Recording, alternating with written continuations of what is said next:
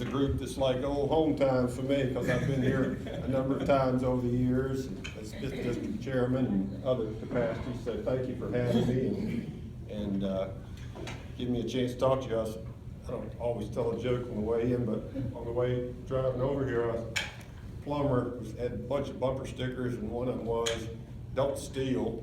The government hates competition." So, for this group, that might be appreciated. And, so, how did I get here? Some of you may know this, but it's sort of a strange series of events. But Andrew Brock resigned as state senator over in District 34 back last June, I think it was. And then so there's basically an election amongst the executive committees for the Republican parties in that particular district. So Iredell, Rowan, and Davie had an election in August, and I was fortunate enough to come out on top. And so I was put into the state senate then. And then due to legislative line redrawing, which none of us are particularly happy about in terms of some of the results, I got double bumped in essence with Joyce. So we all hate that happen, but we just have to make the best of it and move on. So anyway, the district now will be, I call it a horseshoe pulling a stone. It's a horseshoe in Forsyth County around basically the west, the north, and east. Pretty fat horseshoe, but it's a horseshoe. And then Davie County follows the horseshoe, if you want to call it that way. That's sort of what the map looks like. So that's sort of background. I want to take a minute and just thank you for your service to the conservative cause and to the Republican Party. You know, it's folks like you that make it work.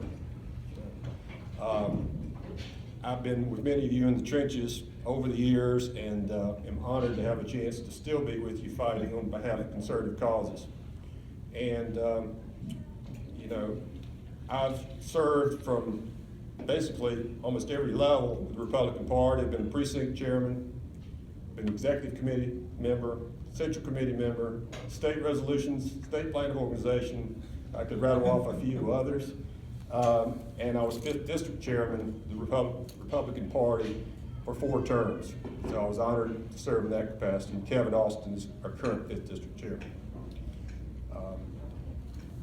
Before I get into talking about the race itself, I want to take a minute, as I think we all should do, and look at the political environment in which we're in.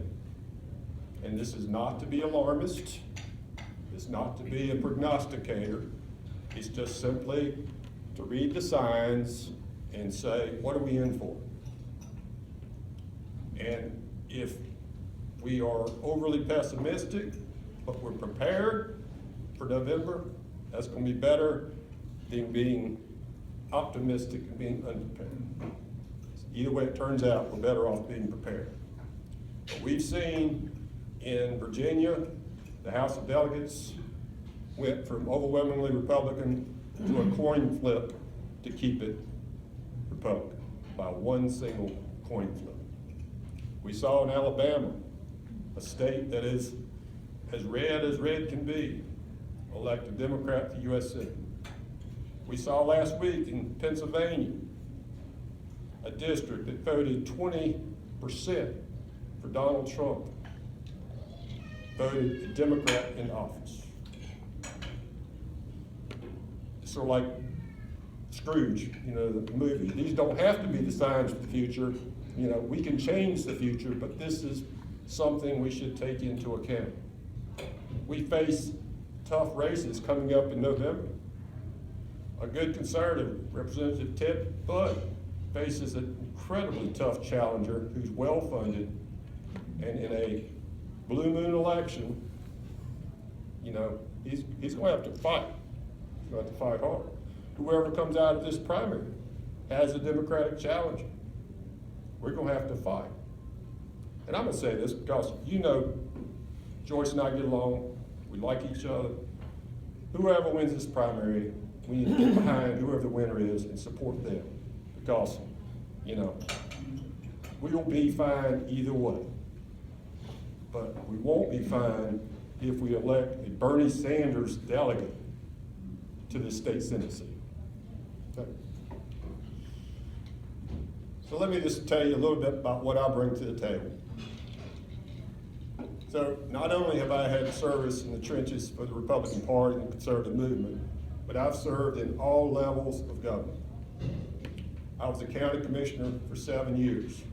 I understand how local government operates, how it works, how important it is.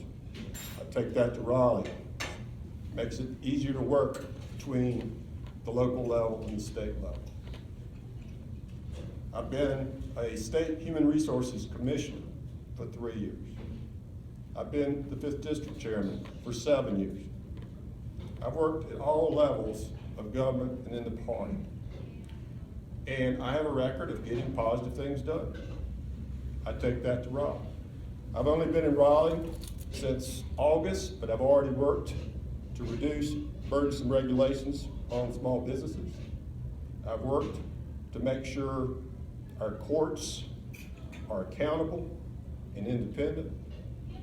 I've worked to make sure that we take care and follow the Constitution at all times. And I'll continue to do that. And I have a secret weapon in my, and this is something that I just was fortunate enough to get. Judy Edwards is my legislative assistant. She worked with Senator Helms for many years. She also worked with Andrew Brock for many years.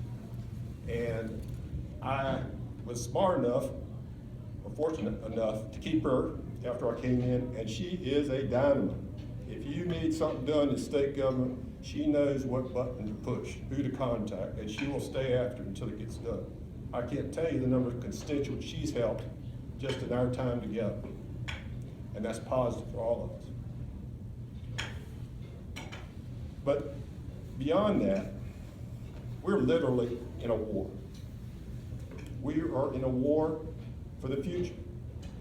We're in a war for the hearts and souls of the American people and for our future.